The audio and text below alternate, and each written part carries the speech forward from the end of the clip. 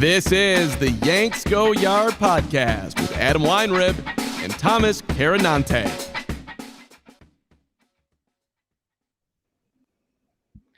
Welcome to a Thursday edition of the Yanks Go Yard podcast. I'm Adam Weinrib alongside Thomas Carinante, and we've got some proposals for you, Rob Manfred, if you have some proposals for us. We're going to be talking about everything the commish said in his latest session in the public eye, which, season's starting on time, spring training starting on time. Feels like a no from me, dog. But if you're telling me it is, we got to respond like it is. But a couple of interesting nuggets in there that also help the Yankees with Luke Voight. Also, we're going to be talking about a trade option that we have not covered yet, just covered on the website today. If Jack Flaherty doesn't like being in the Cardinals and the Cardinals don't like Jack Flaherty, why don't the Yankees just go for it? Plus, a tribute to Gerald Williams and Giambi, two 90s, 2000s baseball players who left us way too soon this week, both with Yankees connections. So we're just going to devote a little bit of time to them. Make sure to find us on Apple Podcasts, Google Podcasts, Spotify, wherever you get your podcasts. Drop us a 5-star review along with a mailbag question. We will be more than happy to answer it. And we will be more than happy to see you live on YouTube Mondays and Thursdays at 2 o'clock Eastern time. Folks, you can find us there. Thomas Carinante, welcome to the podcast. Any strong feelings on what Rob Manfred's given us? Why is he here? Why is he doing what he's doing? And what does he expect to come out of the gibberish that he dropped us on Thursday morning? Strong feelings of doubt, more doubt. I don't care what people say. I just don't care what people say. You know, you live life, people tell you things. Most things are not true. Most things don't come true. Why am I going to believe Rob Manfred and what he's saying? Do I necessarily believe anybody here? It's tough because I want to side with the players. However, players are telling us absolutely nothing is getting done. And then the owners are telling us that they're making progress. So there's got to be something in the middle, or somebody has to be lying, or I guess we'll just side with the players anyway, because that's the better thing to do. But Rob Manfred coming out and telling us spring trainings, he thinks everything's going to start on time is kind of crazy unless there have been massive concessions made by either side. We learned over the last round of negotiations that didn't really get anywhere, that neither side was kind of budging on much. And once again, gonna blame the owners because they have all the money. He said, you want to believe what Rob Manfred said today.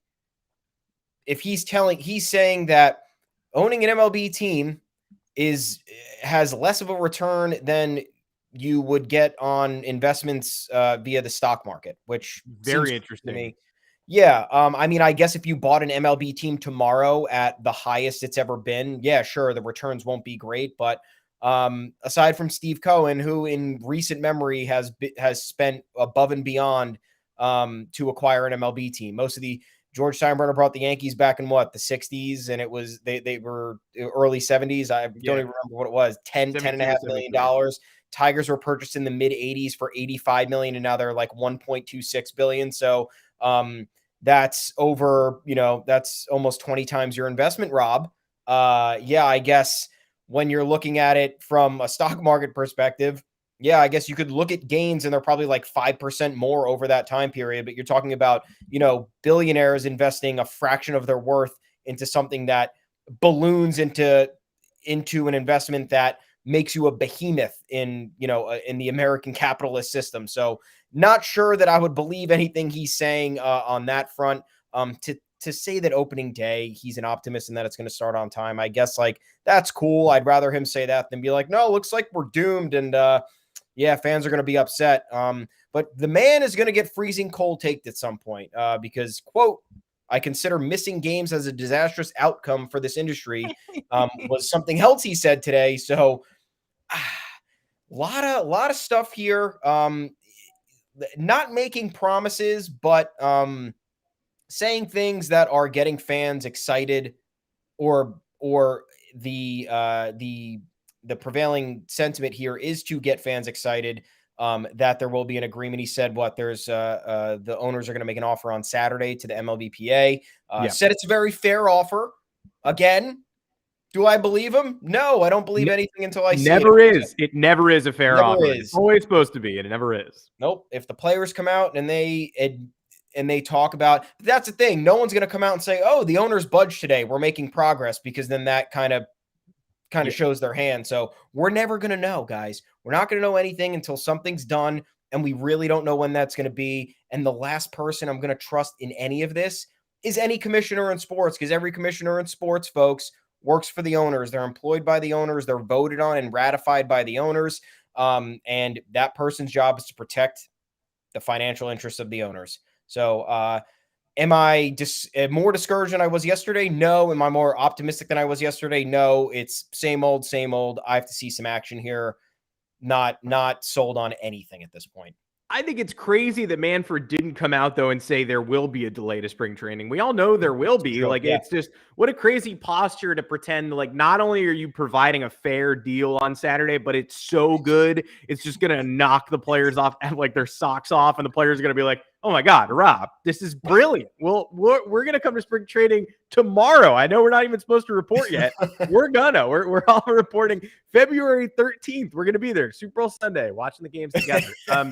Just like, what an unbelievably ignorant thought that, like, not only, like, spring training starts in a week. Not only is my offer so fair that I'm going to avert an opening day disaster, but I'm also going to have everybody in camps by the next time we speak. Like, come on, dude. The players are all unified, solidarity there. It's good to hear Rob Manfred speaking. I can't even get to the end of these sentences where I say it's good to hear Rob Manfred speaking about something without questioning what I was saying at the start of that sentence. But anytime you don't have somebody preaching like this is the worst things have ever been, it feels good to be massaged and comforted a little bit. But then again, every time the owners get together with the players, they say, we hope we see some concessions from the player side. Obviously, you got to make some concessions, but we haven't seen any from the owner side yet. They all agreed to universal DH today, which we're going to be talking about in a bit. Cool. And removing draft pick compensation from free agent signings. Love that. That's kind of a big one, but those are two things those are like the initial chips. Those are like the easiest things where the players are like, can you give us the lowest level possible stuff? And those are the things that we all knew they were going to do universal DH. For Rob Manfred to be like, I finally bent somewhere and I've acquiesced to universal DH. Like, you guys already did that in 2020 during the last fake little CBA. I know you guys agree on that. So you're not breaking news. I know when push comes to shove, you guys both side on universal DH being a positive. So it's not like we discovered something new today.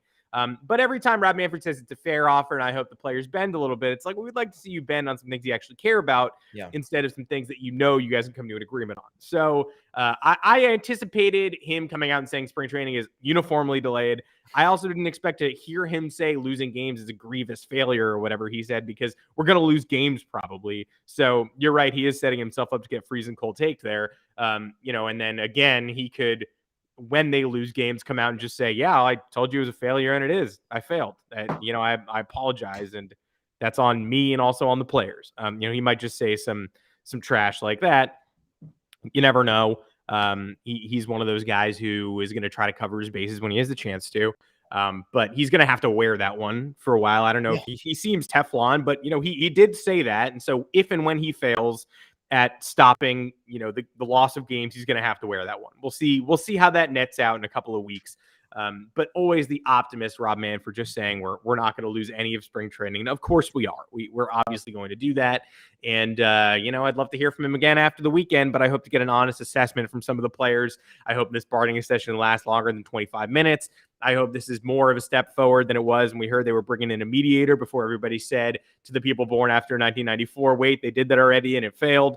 So hopefully this isn't the same thing where everybody on Saturday goes, yeah, this was another big swing and a miss. Nobody agreed on anything. Everybody left and nothing was accomplished. So moving on, though, I do want to talk about the universal DH specifically because we've long suspected it. Now we know for sure that it's going to be a part of baseball in 2022. If and when that occurs, it'll be part of baseball in 2023 if we lose this entire season, which we won't, but maybe we will. Who knows? Might lose the whole season.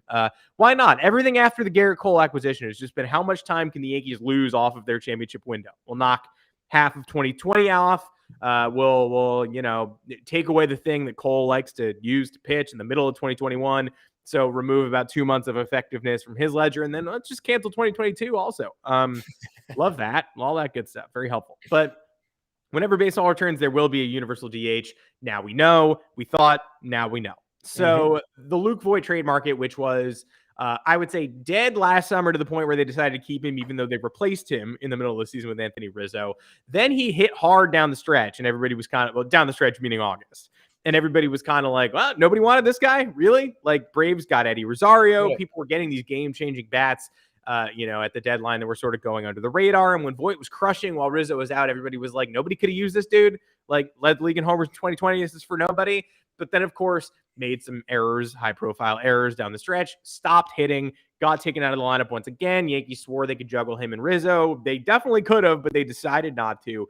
So by the end of the season, it was right back to, who's Luke Voight? Why would anybody want an injured slugger who can't really play first base? Who is this for? Well, now it's for all the NL teams. For a lot of folks. Because all of the NL teams are built around nobody wasted time roster building in the hopes that there would someday be a universal DH. So there's a lot of NL contenders that don't have enough offensive players. Every NL lineup stopped with Carlos Martinez and Jay Happ and John Lester in the lineup last year. Like, there's a lot of teams that have benches designed around speed guys, defensive replacements. A lot of teams in the National League aren't exactly overflowing with wasted power potential that was sitting on the bench to play 120 games. Now, the Cardinals could go with a more defensive-minded. I just keep mentioning the Cardinals because that's where Luke Voight came from. But like Tyler O'Neill, maybe you want to DH Tyler O'Neill. I like, if you have a burly power hitter who's somewhere on the field who doesn't totally make sense, you could shift him to universal DH. But we were told the Brewers were a fit for Luke Voight. We've theorized about that for a long time. And, who would they have at first base? Rowdy Tellez. Their first basemen aren't really defensively focused anyway, but people kept telling us Voight can't defend. We don't want him. You want him now because now you got to fill an extra spot. Yeah. You want Rowdy to be your first baseman? That's okay. You want Luke to be a first baseman? I don't care. But you have an extra guy. You need another man now. The San Francisco Giants come to mind. They like to acquire talent wherever they see it. The Dodgers even are going to lose Max Muncy for a little while, and they need to fill the universal DH slot too, like everybody else. Muncy might not be ready for spring training, opening day. I don't know when Max Muncy will be ready.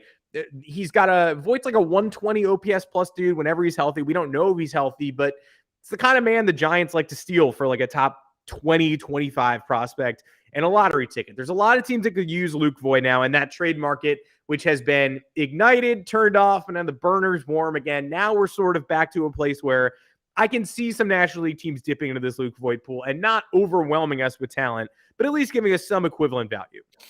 Yeah, I mean, I don't really care what the value is. I don't want to give Luke Voight up for nothing. I don't even really want to give up Luke Voight. I like Luke Voight a lot. But if you're talking about the Yankees making any sort of upgrades, whether it's via trades or whether it's via free agency, they're going to have to clear some salary. Luke Voigt's making $5.5 million. And if he's not starting, or if he's not your DH, which he's not going to be, because that's what Giancarlo Stanton is, then you got to get rid of him. And getting rid of the salary does help, because the Yankees, if they want to stay under, $5.5 million is a significant amount. And you look at all these other teams in the NL, I think the Dodgers, like you said, are kind of an interesting fit, because, they're probably going to want to use Justin Turner a bunch in that role to get him off his feet, as he's age 36 or age 37 season coming up. Like, he just had one of his best career years, but bad hamstring injury at the end of the season in October. You don't know what that means for the start of the year. Maybe he gets off slow. Maybe the Dodgers just want him DHing in the beginning. Luke Voight might be a great fit there. You throw Muncy at third base for a little while, if that's possible. Edwin Rios at third base, or just cycle these guys in and out. The Dodgers love their depth. Unlike the Yankees, the Dodgers find reps for just about everybody. We talked about, last year when they lost Kike Hernandez and Jock Peterson, everyone's like, oh, well, they wanted more magnified starting roles. It's like, they played in 140 games every year. Didn't matter if they were bona fide starters or not. The Dodgers find reps for everybody. The Giants need a bunch of pieces. They lost a bunch, and their inclination to spend at this point is pretty weak. And they have a lot of there's no cap space, obviously, but there's not a lot committed to the payroll. It's in the low 100s.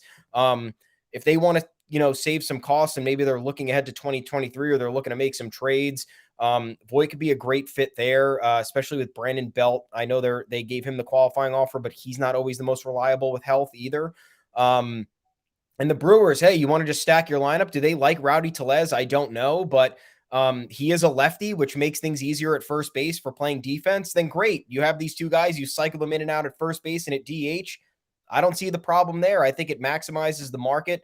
The NL Central, dude, you never know if a team like, I don't need, maybe the Reds, maybe they want another hitter after losing Nick Castellanos. I've got them in mind too. It's like, it opens so many possibilities, and it shouldn't dissuade the Yankees from making any sort of deal. If your market for a certain player just doubles like it might from this news, like we have been expecting, which is why we think that the Yankees didn't trade him before the lockout. They're waiting for this to be official and have more people lining up for it.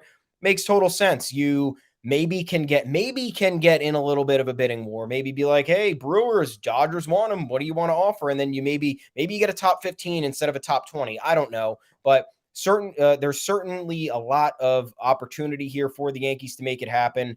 Luke Voight, if they are going in the Freddie Freeman direction or the Matt Olson direction, is expendable, unfortunately, if they're not going to find any room for him. Remember, guys, last year, you think Giancarlo Stanton is going to play a bunch of outfield. Really not sure about that, because you have Aaron Hicks coming back. They signed Ender Inciarte. Joey Gallo was not used in center field for one inning, not one single inning at all. For what I still don't know why. We're never going to figure that out. We're also never going to get answers. But there's no space for Voight if that's the case. Being a pinch hitter down the stretch infrequently is not going to help him like what happened this year. So helps the Yankees for the expanding market. And Luke Voight could benefit a lot of teams. The 137 OPS plus since coming to the Yankees in 2018. When he's healthy, he's a very good player. I know health is a big question mark, but a lot of players, it's tough to stay on the field for a full 162 games. Not many are able to do it year in and year out. There is value in Luke Voight. I don't think we should be like you said, dude. Eddie Rosario, good, solid player. I think Luke Voigt's better than Eddie Rosario. I think that's a worthwhile upgrade. Eddie Rosario came out of nowhere and was a postseason legend. That doesn't happen ever. So there should be an opportunity here, and at the very least, the Yankees just getting that money off the books to give them more flexibility. Very helpful. Yeah, I mean, there was a 2-week stretch in last August where we all thought Voight was the single bit, passing up on Voight was the single biggest mistake that any other contender made. Yeah. And it made sense to say that. He was hitting 400 with 5 homers. He was AL player of the week, right? In the middle of August. Yeah. So we'd love to keep him. We'd love him to be the future, but Giancarlo Stanton is our universal DH. So it's not going to happen. Wish he played the field more often, but he just does not. And, all of a sudden, a lot of people, we're not the only ones who got on the Yankees for devaluing their assets by sitting on them. Yeah. A lot of people looked a little bit foolish today when they, had gotten on Daryl Morey and the Philadelphia 76ers for holding on to Ben Simmons. And what are you doing? And nobody likes Ben Simmons. Just ditch him. Just give him away for anybody. Give him to the Kings, and he's just sitting there. He's not doing it. He gets James Harden out of Ben Simmons today. The Yankees, what are you doing? Why aren't you trading Luke Voight? Why are you tendering him a contract? And then all of a sudden the lockout happens. They're going to come back from the lockout with double the market they had for Luke Voight before the lockout began. So I don't know how this ends. I don't know what they get, but I do know that in terms of a slow play, this is definitely a more valuable slow play than, say, tendering a contract to Miguel Andujar, which I still don't understand. Letting Luke Voight stay on the roster till now so you can still control him when the lockout ends, engage the entire National League, arguably, for his services. That makes a lot of sense to me. 3 years of club control. People are forgetting that. 3 more years. Yeah. He's a Super 2 player. And the 2020 MVP. Not really, but also kind of. So it hasn't been that long. Still talking to Luke Voight before last year and asking him if the Yankees and him had extension talks, thinking it was the most obvious question of all time. Yeah, no shit they have, because he felt like an intrinsic part of this team. And he was not really. And I was like, that sucks. That kind of backfired. I hadn't even considered it. I was like, he's the first baseman of the New York Yankees. It is what it is. And when he said that, I was like, I guess, there's a lot of control there. I guess no reason to talk about it. Sorry, I ruined your day, man. Didn't mean it. Yeah. And now also he was injured at the time and had surgery 2 days later and didn't tell me. So you ruined my day too. I was asking all these questions why is this year the year for 28? And at no point was he like, oh, it's not. Like, this is not very good. They changed the baseballs, and also my knee needs surgery. Like, forgot to tell me that too. So, courtesy of some razor company, Gillette. Yeah, shout out to whatever razor company hooked me up there. Oh yeah. Luke did a great job with your product, but did not give me accurate information about his body and how he felt. So, a year later, that's coming to a head. Let's talk a little bit about the a trade fit that most people have not discussed, but that we've been banging the drum about this week. Just because, why the hell not? The two sides are a little angrier than we maybe knew or thought before we dove in. So that's the Yankees and Cardinals for Jack Flaherty. Now, the Yankees and Cardinals have hooked up before for Luke Voight, Gio Gallegos for Luke Voight, Jason Treve in that deal. Yankees Cardinals talk. This is not like there's no relationship there. Obviously, Mike Schilt is gone. Significant disagreement between the front office and managerial staff last year. Also, a significant disagreement between Jack Flaherty and the front office after 2020, right? The Cardinals and Jack Flaherty went to arbitration, a rare actual clash in the Arb room, and it was ruled in favor of Flaherty, right? Yes. Yeah. It's a $900,000 difference. And there was no, I don't know if the Cardinals weren't willing to meet midway. I forget what happens there. I know both sides file, and then if you can't agree to the midpoint, you go to the arbitration process. So I don't know. I was reading a bunch of, it wasn't clear to me if the Cardinals were like, hey, let's get in the midpoint. And Flaherty was like, no, I want more money. But then at that point, just pay him $400,000 more, dude. Like, one of the best pitchers in the NL the previous 2 seasons before 2020. So I don't entirely know the details there, but it did get contentious. It was the second time since 1999 that the Cardinals went to arbitration with a player, and to do it, and the last one was Michael Wacha in 2017, to do it with Flaherty, who was a top 5 finisher, rookie of the year, top 4 finisher in Cy Young in 2019. And then he had a bullshit 2020 like the rest of the world did. It's a bad look, especially because it was a couple $100,000. Yeah, and Flaherty ended up with a 2021 season that didn't raise his stock any further than it already was, but he battled against some injuries. He came back for the end of the year. 9-2, 3.3 ERA. Yeah, more goods in a near 100 inning sample. A lot of good stuff from Jack Flaherty because, spoiler alert, he's one of Major League Baseball's best young pitchers. So he didn't do anything that he didn't grow 3 inches or add 4 miles an hour to his fastball, but he was just Jack Flaherty when healthy this year. Still extremely good at Major League Baseball. The two sides are not engaging on extension talks until after his contract runs out. That is like the grand consequence of the contentious battle. So Flaherty's future may not be decided until after 2022. He might just be a free agent when free agency arrives, and that's the be all end all. Maybe they don't engage in trade talks and they just let him walk, but that doesn't feel like a fun way for the Cardinals to operate either. And Flaherty is, I shouldn't really need to say this, but would be basically an ideal acquisition for the New York Yankees at this point. Controllable young pitching, number 2 type, ace-ish type, but they've got Garrett Cole already, and they got Luis Severino, and they got Jameson Taillon. They don't need him to be more than he is. He's something pretty special, but he was a core Cardinal prior to 2021.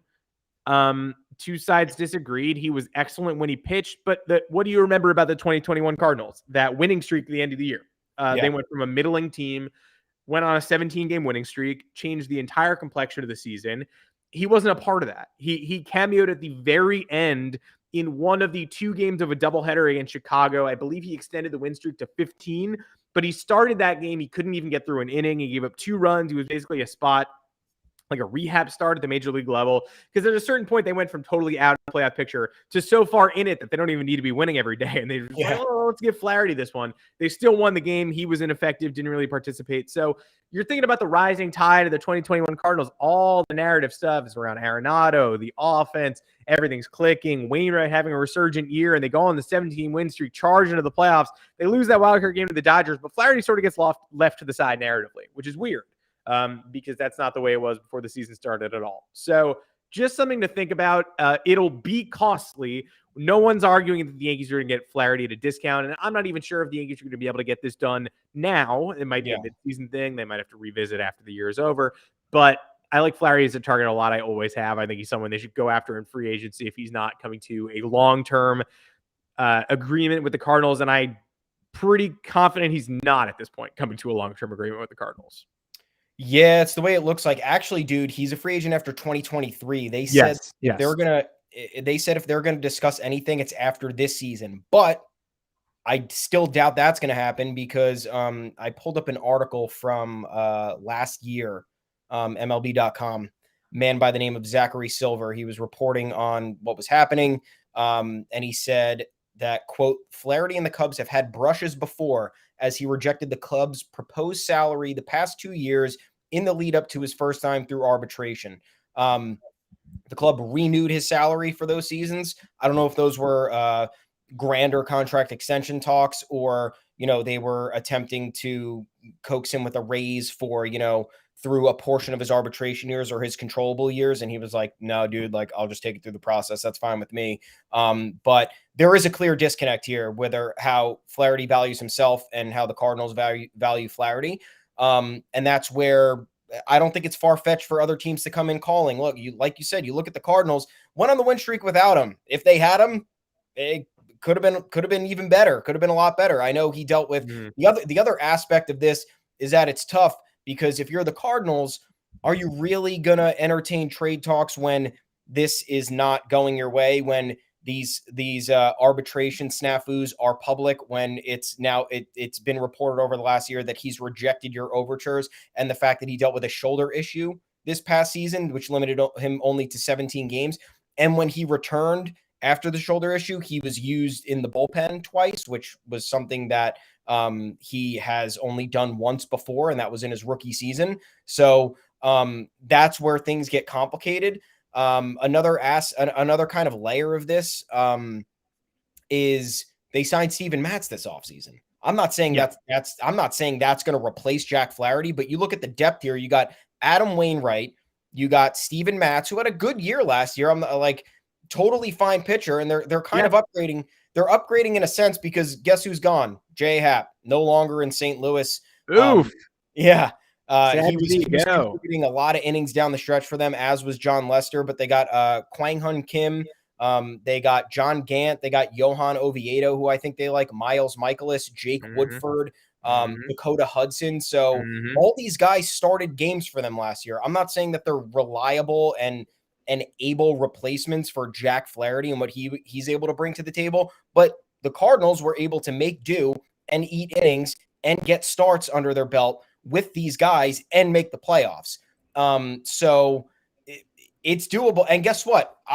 You look at what Flaherty's he's projected to make a little over $5 million this year, which decent amount of money. And then you can expect that if he has a decent year in 2022, that might balloon to like 10, 11 mil. It all depends on what the campaign is like and how much he has to offer. And hey, you never know. You're talking about this bonus pool in the new CBA.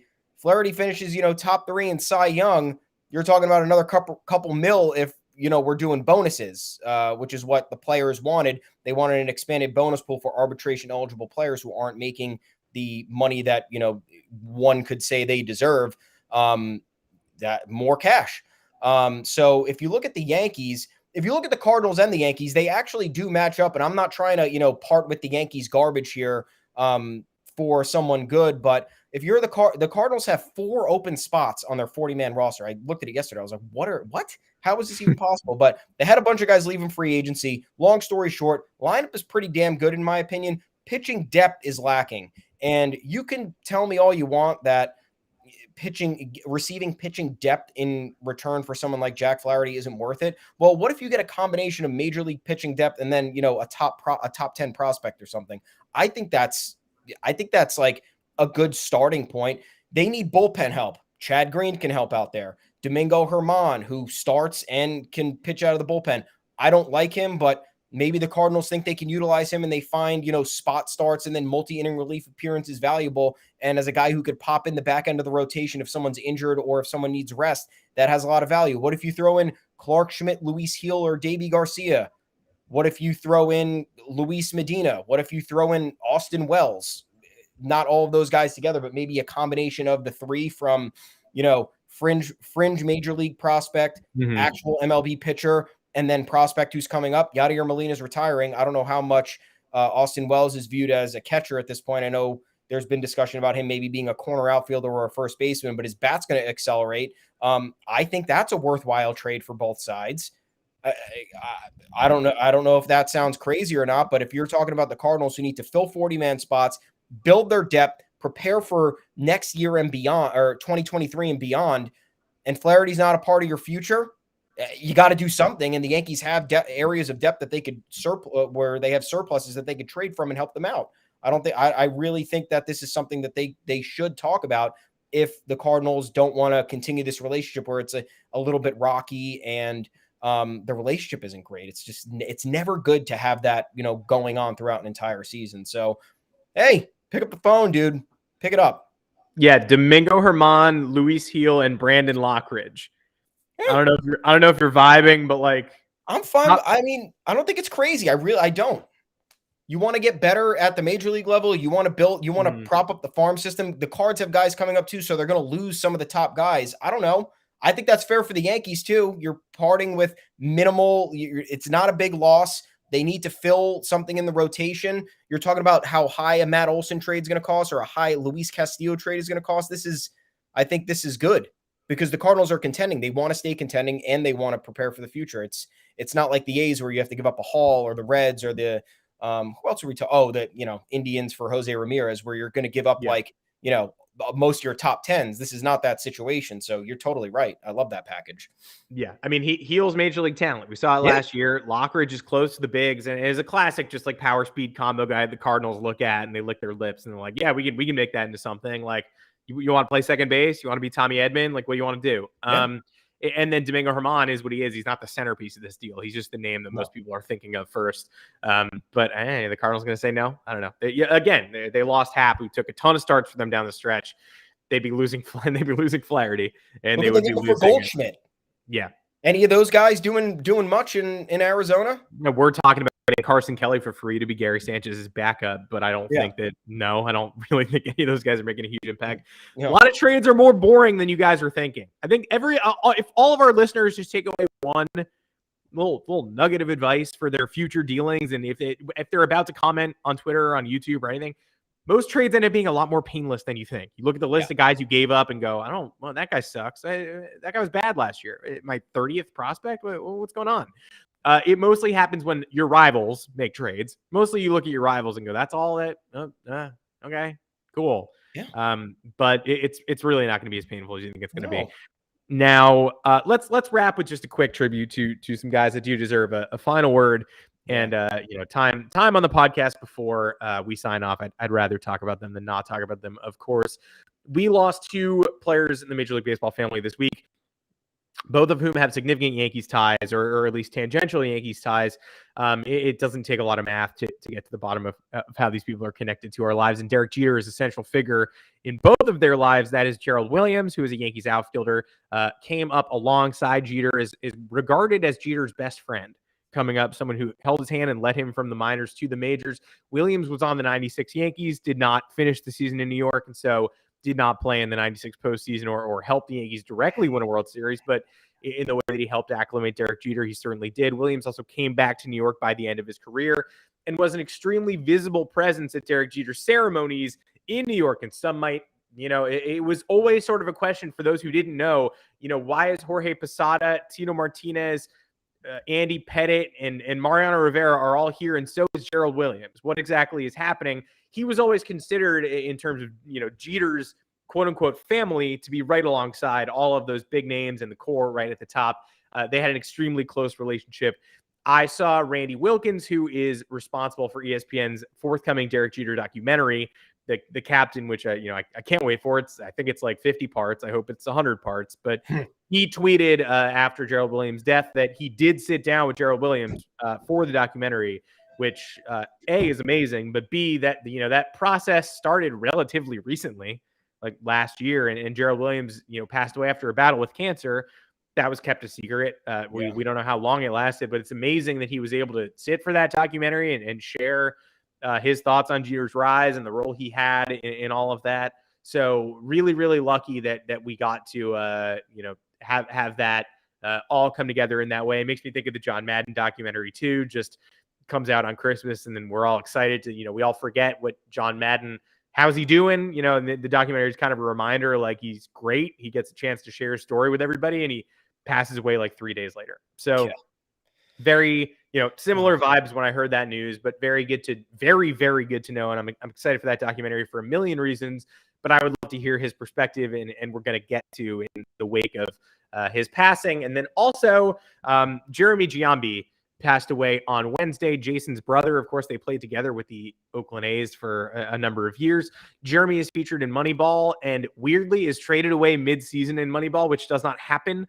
And I know this because I watched Moneyball a couple weeks ago. It's like a major plot point, and it did not occur in real life and didn't seem fair to Jeremy Giambi, who in the movie is portrayed as like a party hound who gets sent away from the team because his attitude is infecting the locker room. It's not true. He wasn't traded.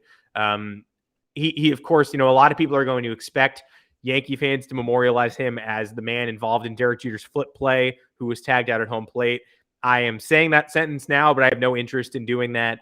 Jeremy Giambi was a very good baseball player in his own right, and his brother Jason, of course, is a big part of the Yankees family. And I would much rather say my thoughts and emotions go out to Jason, a valued member of the New York Yankees family, rather than dwell on the 2001 postseason.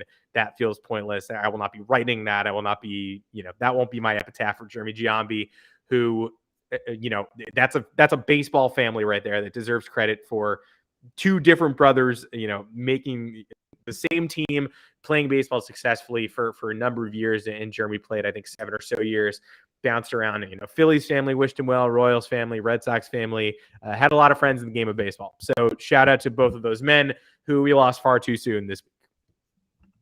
Yeah, it's bringing up the most infamous moment of someone's career. Like, come on, people. Guy was 47 years old. It's a terrible, terrible situation for his family. I don't know what they're dealing with. There was something that came out today that it might have been a suicide. So yeah, Jesus, like I'm not going to go any further than that, but that's you gotta love people saying we got to respect the family's privacy, but then also publishing that. Like, thanks for reminding me to respect their privacy in the article where you did not do that. Yeah, and sad things. Gerald Williams, only 55 years old, and Michael Kay in the article that we put up on yanksgoyard.com talked about on the broadcast how Gerald Williams was so instrumental in Derek Jeter's ascension. Not full ascension, but his development in the later part of his minor league career. Jeter was supposedly being heckled and kind of hazed by a particular player at that juncture in his career in like 92, I think it was. And Gerald Williams took notice and took Jeter's corner and made that player know that, if he was gonna mess with Jeter again, he's gonna have to go through Gerald Williams.